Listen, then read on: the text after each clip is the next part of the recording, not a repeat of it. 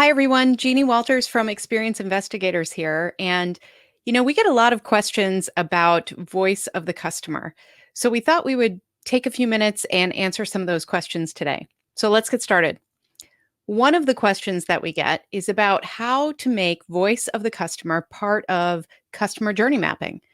Both of these things are close to my heart, and I think it's really important to make sure that neither one of them is done in a silo. We want to make sure that we are using the data that we've received from voice of the customer programs and what our customers are telling us in feedback and different customer experience metrics like NPS or customer satisfaction or customer effort score. We want to make sure that we are using that when we're both designing and using our customer journey maps. So this means that as we move forward with journey mapping and our voice of the customer program, we can start matching up these moments and make sure that we're making progress where we want to. Because the point of this is not just to collect that feedback, it's to react to it, to make sure we're designing better experiences, to make sure that we're using what customers are telling us to guide what we're doing on the inside of the organization to provide that better experience for customers.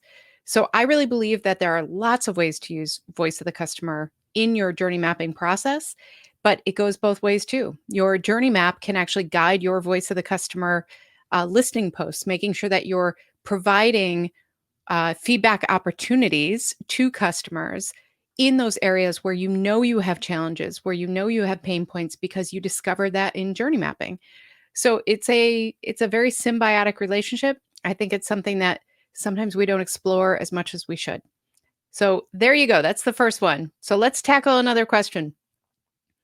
Is it worth collecting feedback even if we are not sure we can act on it?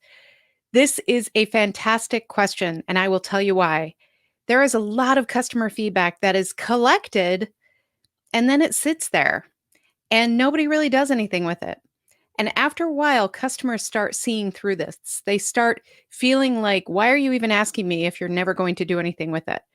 We also have so many ways to collect feedback now that along the customer journey, somebody might be asked for feedback several times.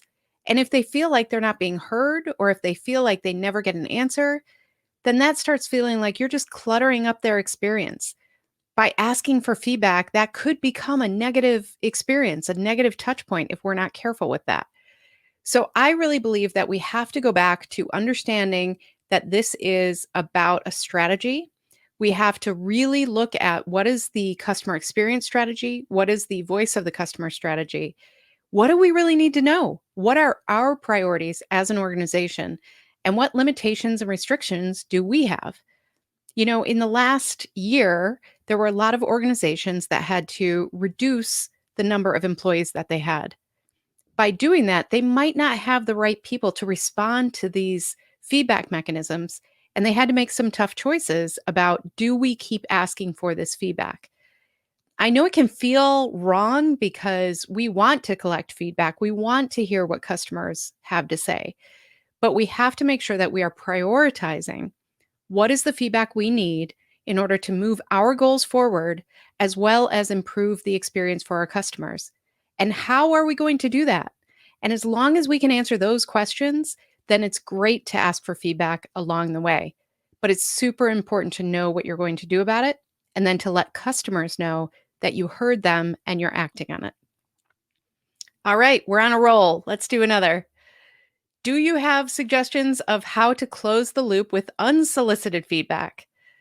So I love this question because sometimes I get asked about unsolicited feedback, and these are those customers who go out of their way to find a place to tell you something that maybe you didn't ask for. They go to your contact form on your website. They tell a contact center agent about an experience they had somewhere else in the process. They go out of their way. They're proactive. And sometimes we think of them as kind of complainers, but I will tell you that if I were designing the perfect customer, I would want somebody who gives us unsolicited feedback. So as you're looking at this, as you're thinking about what do we do with this, there are a couple things I would advise. One is sometimes this comes in anonymously, and that is really hard, right? How do we close the loop on that if we don't even know who gave us this feedback?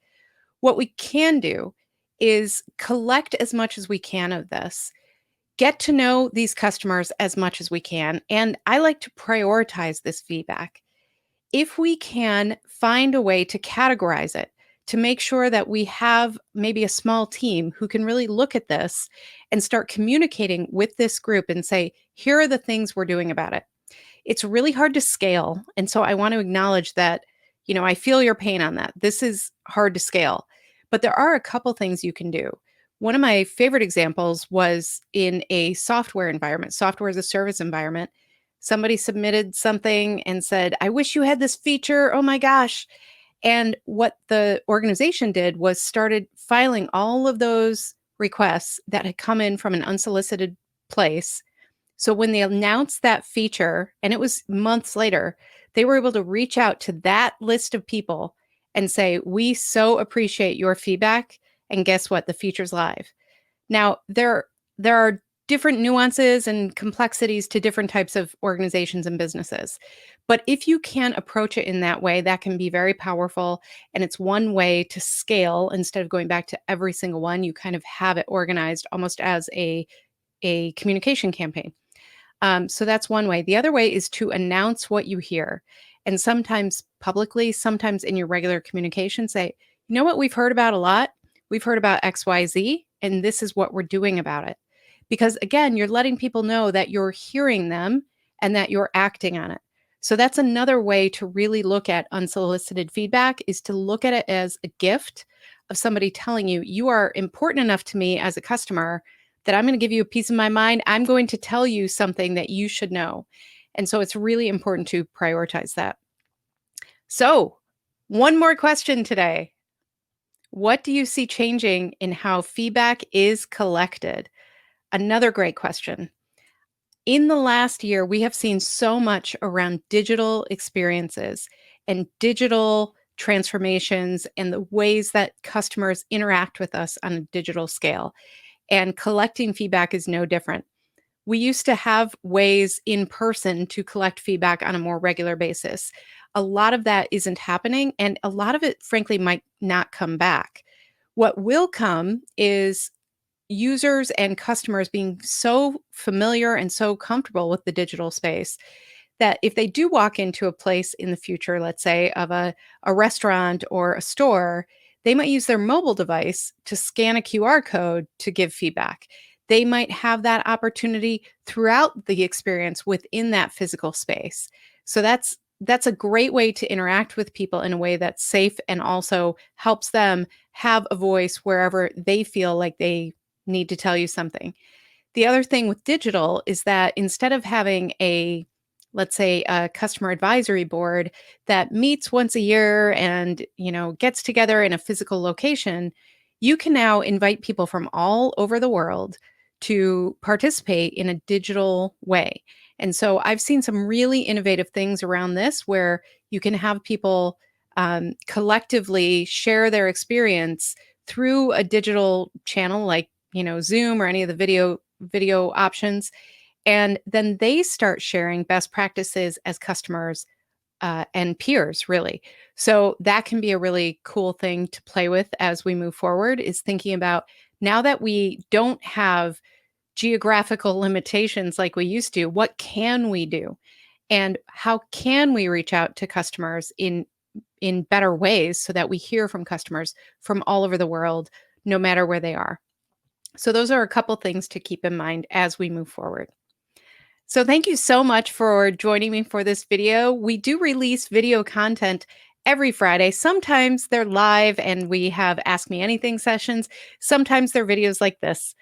And if you are interested in our Year of CX is a full program that we released starting in 2020 that will go through 2021 until CX Day in October. And we are releasing downloadable tools a few times a month so that you can improve your customers' experience. Thanks for watching. I'm Jeannie Walters of Experience Investigators, and we release a video every Friday like this, so be sure you subscribe. And if you're interested in more Voice of the Customer content, you can follow this playlist. Thanks.